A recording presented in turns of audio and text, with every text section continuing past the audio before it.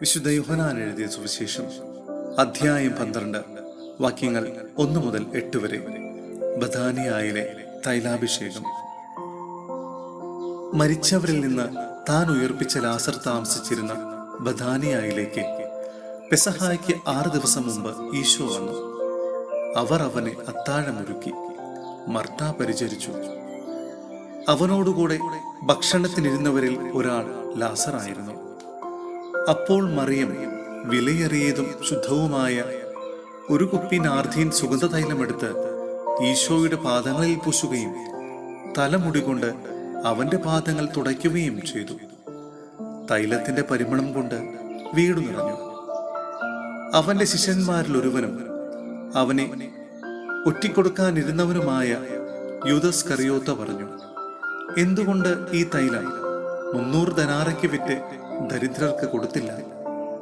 ഇതു പറഞ്ഞത് അവന് ദരിദ്രരോട് പരിഗണനയുണ്ടായിരുന്നതുകൊണ്ടല്ല, പ്രത്യുത അവൻ കള്ളനായിരുന്നതുകൊണ്ടും പണസഞ്ചി അവന്റെ കയ്യിലായിരുന്നതുകൊണ്ടും അതിൽ വീഴുന്നതിൽ നിന്ന് അവൻ എടുത്തു മാറ്റിയിരുന്നതുകൊണ്ടുമാണ്. അപ്പോൾ ഈശോ പറഞ്ഞു, അവളെ തടയേണ്ട. എന്റെ മൃതസംസ്കാര ദിനത്തിനായി അവൾ ഇത് ചെയ്തിരിക്കുന്നു.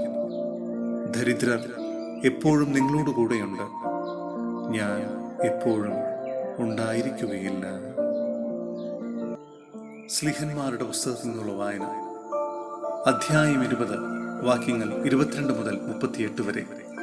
പീഡനങ്ങളിൽ ഉറച്ചു നിൽക്കുക. ഇതാ, ഇപ്പോൾ പരിശുദ്ധാത്മാവാൽ ബന്ധിതനായി ഞാൻ ജെറൂസലേമിലേക്ക് പോകുന്നു. അവിടെ എനിക്ക് എന്ത് സംഭവിക്കുമെന്ന് അറിഞ്ഞുകൂടാ.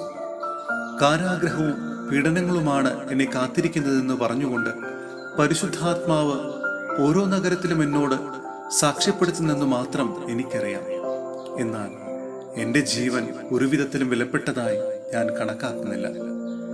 എൻ്റെ ഓട്ടവും ദൈവത്തിന്റെ കൃപയുടെ സുവിശേഷത്തിന് സാക്ഷ്യം നൽകാൻ കർത്താവായ ഈശോയിൽ നിന്ന് ഞാൻ സ്വീകരിച്ച ശുശ്രൂഷയും പൂർത്തിയാക്കണമെന്നേ എനിക്കുള്ളൂ. ദൈവരാജ്യം പ്രഘോഷിച്ചുകൊണ്ട് നിങ്ങളെല്ലാവരുടെയും ഇടയിൽ ചുറ്റി സഞ്ചരിച്ച് ഞാൻ ഇപ്പോൾ ഇതാ അറിയുന്നു, എന്റെ മുഖം നിങ്ങളിൽ ആരും ഇനി ഒരിക്കലും കാണുകയില്ല. തന്മൂലം എല്ലാവരുടെയും രക്തത്തിൽ നിഷ്കളങ്കനാണ് ഞാനെന്ന് ഈ ദിവസം നിങ്ങളോട് സാക്ഷ്യപ്പെടുത്തുന്നു.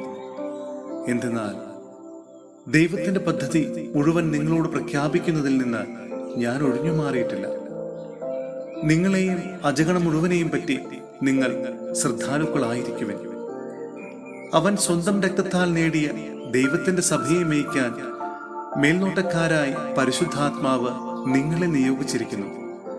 എന്റെ വേർപാടിന് ശേഷം അജഗണത്തെ വെറുതെ വിടാത്ത ക്രൂരരായ ചെന്നായ്ക്കൾ നിങ്ങളുടെ ഇടയിൽ വരുമെന്ന് ഞാൻ അറിയുന്നു. തങ്ങളുടെ പിന്നാലെ വരാൻ ശിഷ്യരെ ആകർഷിക്കുന്ന വക്രോപദേശങ്ങൾ നൽകുന്നവർ നിങ്ങളുടെ ഇടയിൽ നിന്നു തന്നെ ഉയർന്നു വരും.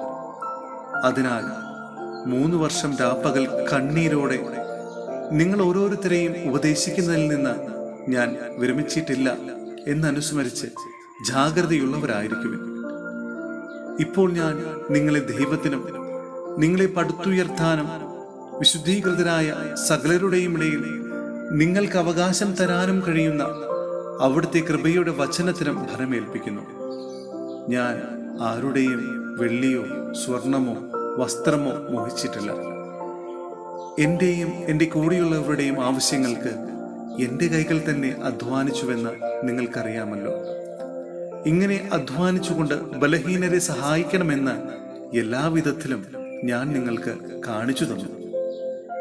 സ്വീകരിക്കുന്നതിനേക്കാൾ കൊടുക്കുന്നതാണ് ഭാഗ്യതരം എന്നു പറഞ്ഞ കർത്താവായ ഈശോയുടെ വചനങ്ങൾ അനുസ്മരിക്കുക. ഇത് പറഞ്ഞ ശേഷം അവൻ മുട്ടുകുത്തി അവരെല്ലാവരോടും കൂടി പ്രാർത്ഥിച്ചു. എല്ലാവരും ഏറെ കരഞ്ഞു. പൗലോസിന്റെ കഴുത്തിൽ ആശ്ലേഷിച്ച് ചുംബിച്ചു. ഇനിമേൽ അവർ അവന്റെ മുഖം ദർശിക്കുകയില്ല എന്നു പറഞ്ഞ വചനത്തെക്കുറിച്ചാണ് അവർ ഏറ്റവും കൂടുതൽ ദുഃഖിച്ചത്. അനന്തരം കപ്പലിലേക്ക് അവർ അവനെ അനുയാത്ര ചെയ്തു.